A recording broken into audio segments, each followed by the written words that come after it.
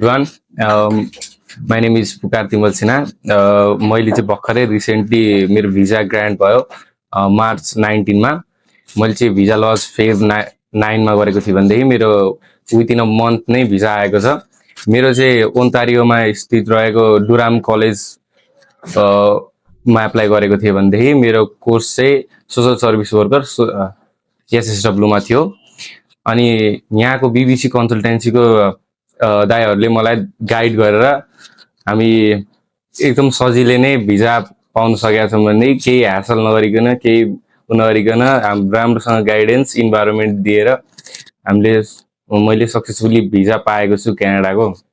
यदि तपाईँहरूलाई पनि यसै गरी मेरो जस्तै गरी इजिली भिजा ग्रान्ट गराउनु मन छ भनेदेखि हाम्रो नजिकैमा रहेको बीबीसी ग्लोबल एजुकेसन कन्सल्टेन्सीलाई चुज गर्नुहोस् अनि आफ्नो फ्युचरलाई सेक्योर गर्नुहोस्। Thank you everyone.